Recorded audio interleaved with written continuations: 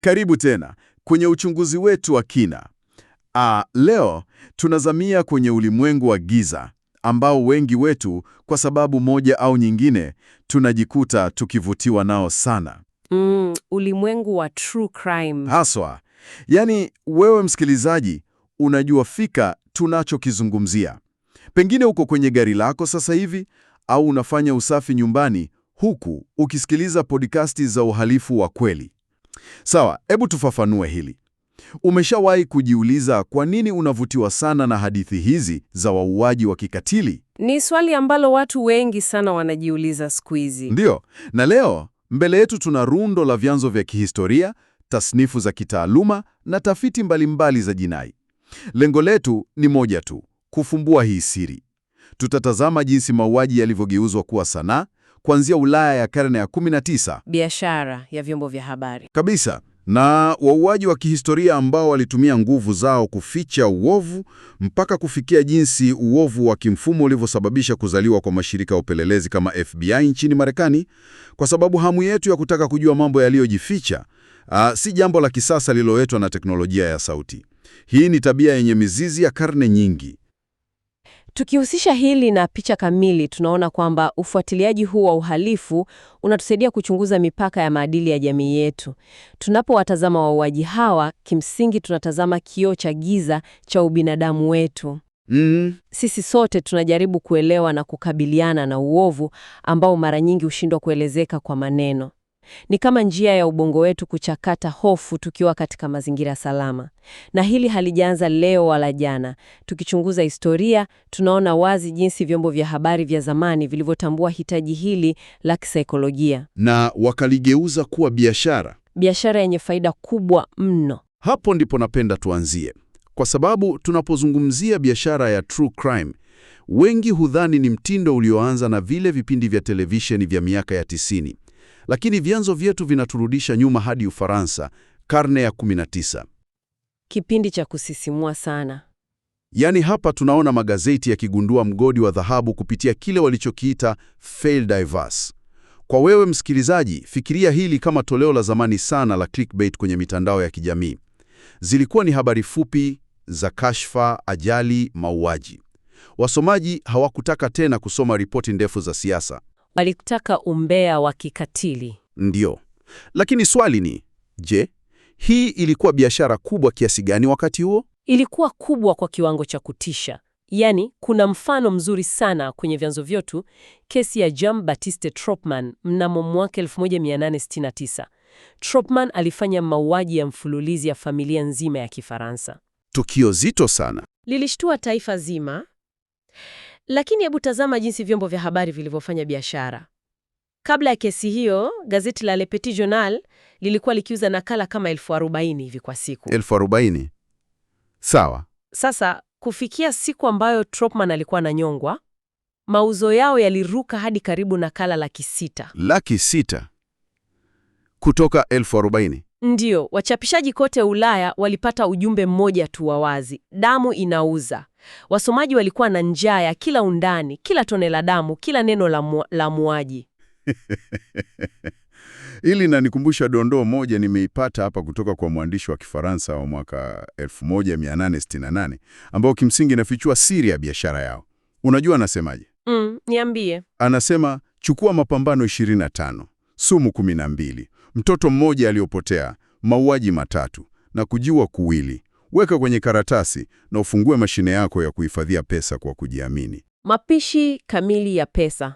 Yaani ni kama anatoa maelekezo ya kupika keki. Hii inaonyesha jinsi walivyokuwa hawajali maadili kabisa. Hata hivyo, vyanzo vinaonyesha kuwa katika kipindi hiki cha Belle Epoque nchini Ufaransa, mambo yalianza kuwa magumu kidogo. Mipaka ilianza kufifia. Ewa, kati ya ukweli na hadithi za kubuni. Ndiyo, waandishi walianza kuchukua matukio halisi na kuyaongezea chumvi.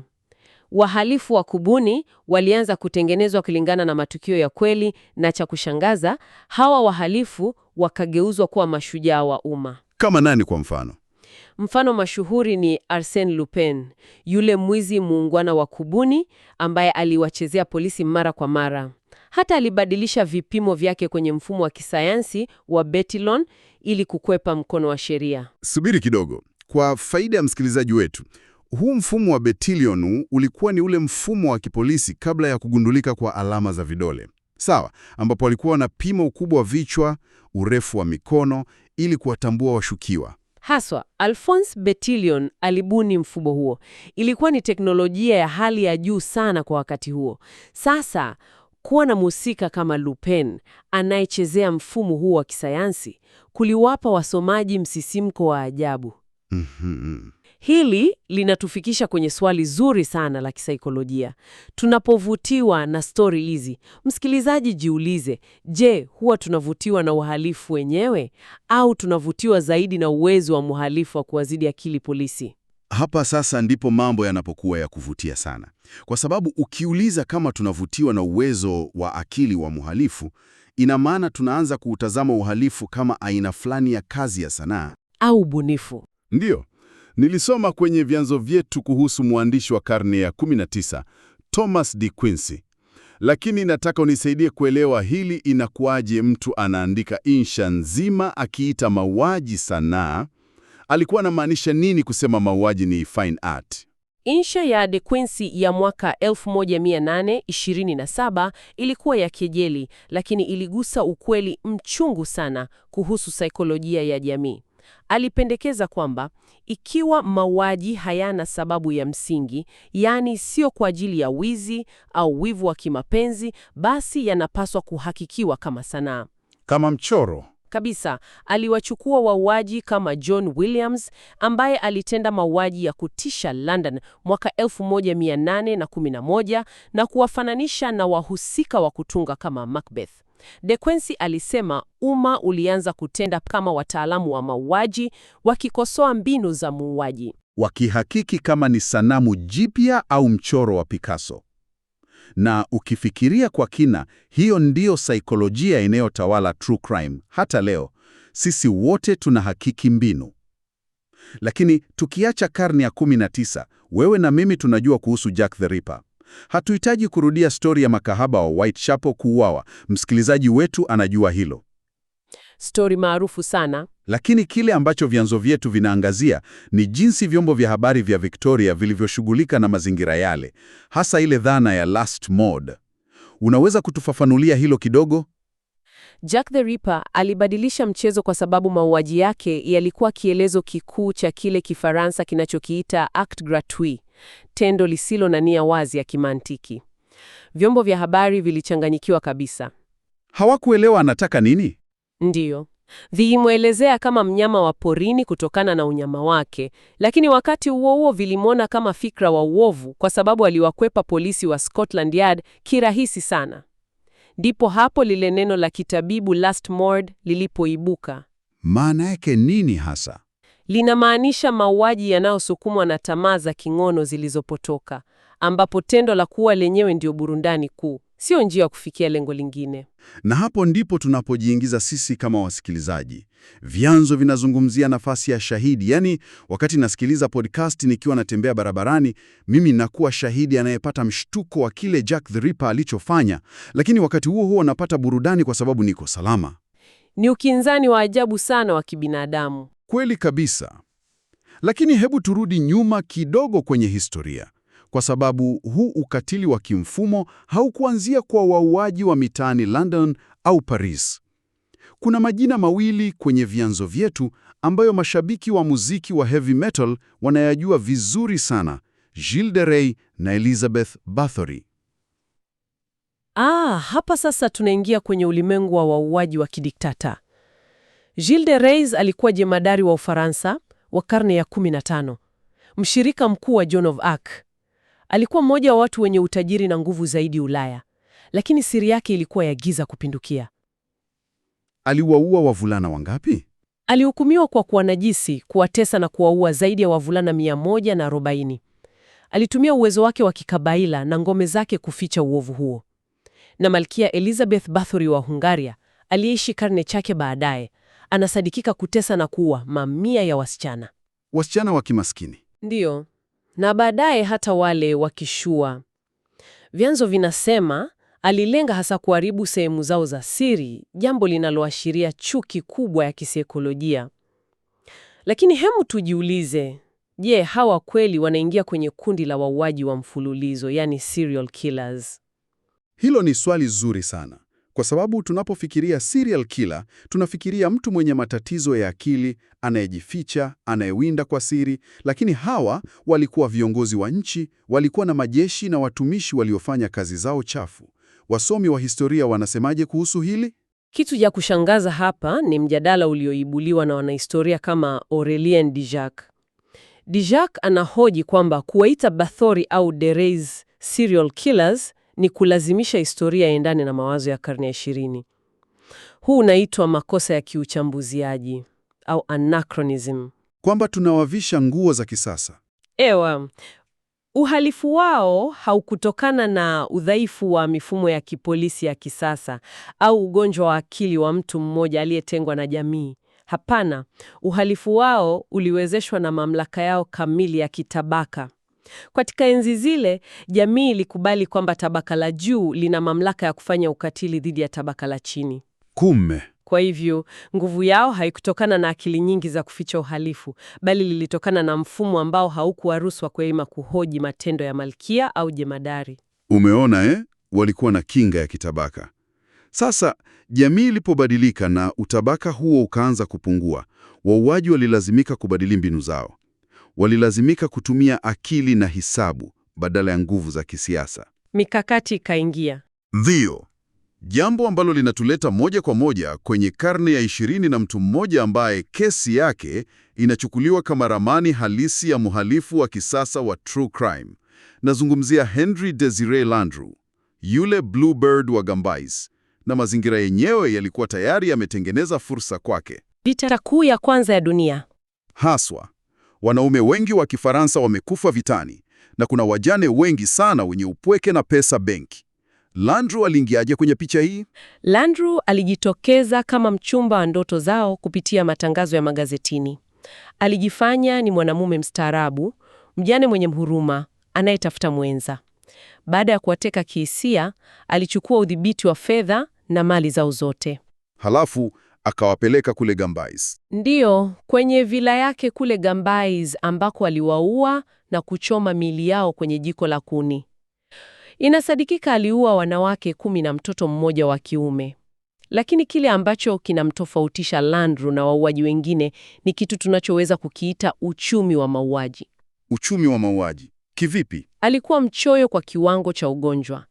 Polisi walipomkamata walipata kitabu cheusi chenye majina ya wanawake 283 aliyokuwa akiwasiliana nao.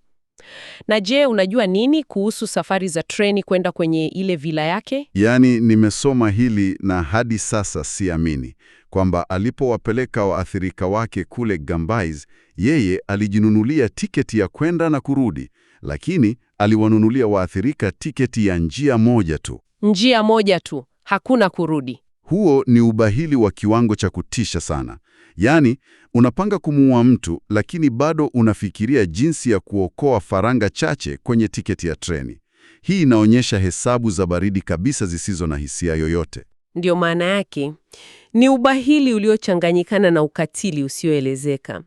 Na ndio maana kesi yake mnamo mwaka 1921 ikageuka kuwa tamasha kubwa sana nchini Ufaransa. Ilivutia mastaa wa kila aina, waandishi maarufu na wasanii.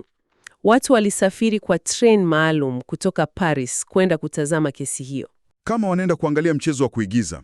Na Landru mwenyewe alichangia hilo tamasha. Alikuwa na ucheshi mweusi sana uliowavutia wengi. Nakumbuka ule wakati mwendesha mashtaka alipomkaba kuhusu miili iliyopotea. Alijibuje? Kwa sababu hawakupata miili, walipata majivu na vipande vya mifupa tu. Badala ya kuogopa, Landru alijibu kwa kejeli kabisa akisema, hiyo ni siri yangu. Sheria ya Ufaransa inatambua haki ya kukaa kimya. Yaani alifanya mahakama nzima icheke. Anachekesha mahakama huku akiwa anashtakiwa kwa mauaji. Ndiyo. Na hata nimesoma kwamba akiwa gerezani alipokea barua nyingi za wanawake waliokuwa wakimtaka kimapenzi.